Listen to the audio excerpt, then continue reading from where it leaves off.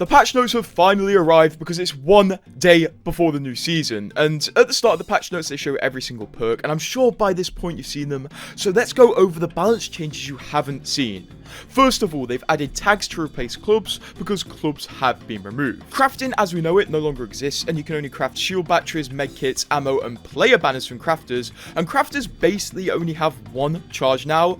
Big Mod has had an absolutely massive change where all paintball weapons are now free because obviously crafting materials no longer exist, which is absolutely insane because paintball weapons are really brutal, but it's only one free weapon per player, so it's definitely worth dropping there as a team now.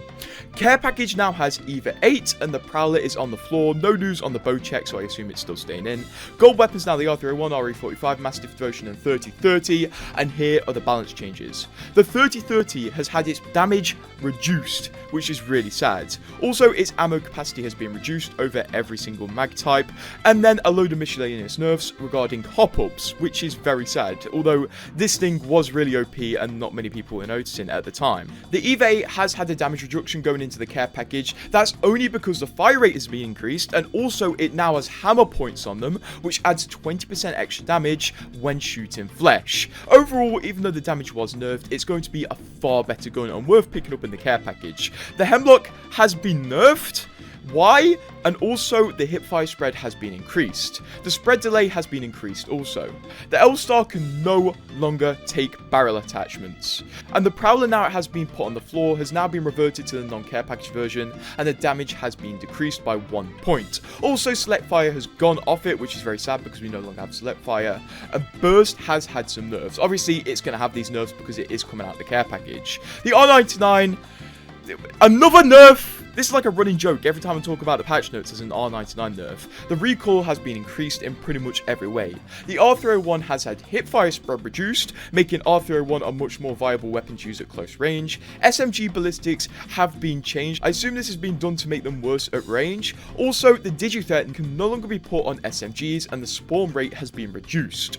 Laser sights have also had some changes because Respawn are clearly trying to switch up the SMG meta.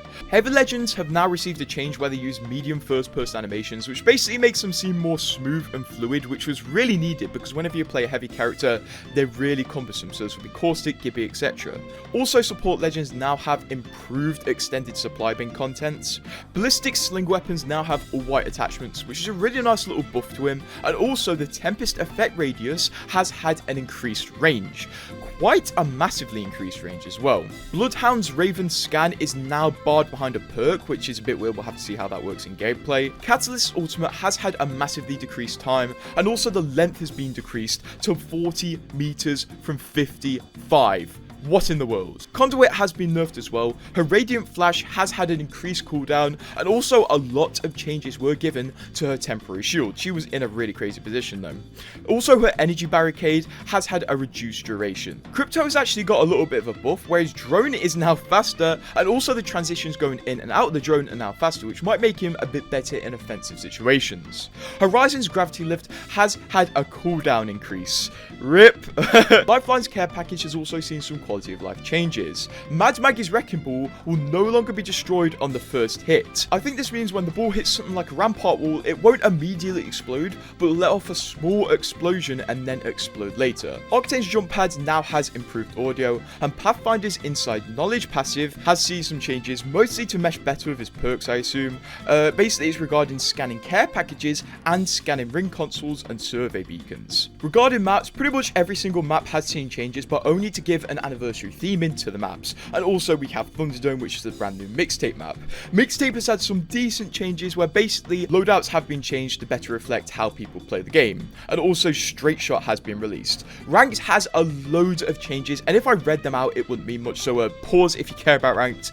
I don't too much. Extended supply bins now use the smart gear system, where basically the gear will be a direct upgrade to your current gear. So if you have a blue knockdown shield, when you open an extended supply bin, it has a pretty good chance of giving you a purple knockdown shield. And here's a pretty good change. If you spend too much time outside the ring, you will be warned and then eliminated. So basically, if you're camping in the ring for like 20 minutes to get RP, the game is just gonna kill you. It's just gonna kill you. We have some bug fixes where double clicking in the melee tab now equips items. Firing range dummies no longer clip through damaged doors. Once and for all, heat shields and legend ults can no longer be placed on tridents. In-match challenges now display a list of all 5 challenges. Player created pings can once again be removed. I'm not sure if this was an issue, but I guess I've never encountered it. Players can no longer teleport into buildings overlooking the Fight Night town takeover using a trident, which I did see this glitch. Basically, people just drove under Fight Night and it teleported them into the building. Also, Valkyrie can no longer go under the turbine on Olympus. Once again, didn't know that was a bug. And also, voice line while picking up enemy banner cards no longer indicates it as a squad mate.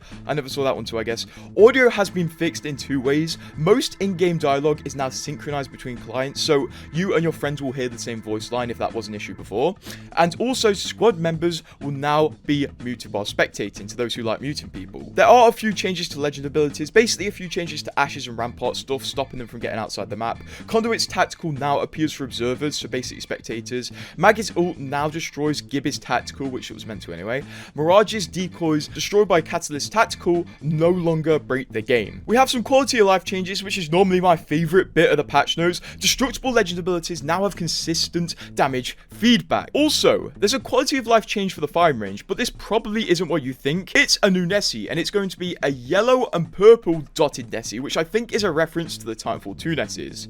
Gunrun has had some changes to the victory notification, where it says your team is the champion, so if your Nessie team, it will say Nessie team is the champion, I assume. Seer's passive now has its own ADS sensitivity setting. There's something about performance mode aim assist, which if I were to assume is when you turn to 120 Hz, it reduces your aim assist to 0.4. Yes, that is a thing, so if you are playing next gen, your aim assist is going to get reduced. And then also a few changes with the UI system. That is it for the patch notes, but today we did also get a first look at the Battle Pass, and here are the sets. I'm just going to flash some of the Battle Pass sets up for you. So if you are looking forward to the Battle Pass, hopefully this helps you. And also, why didn't Crypto get this as his skin? That looks so cool. And weirdly enough, Crypto's heirloom recolor is being mentioned in the Battle Pass.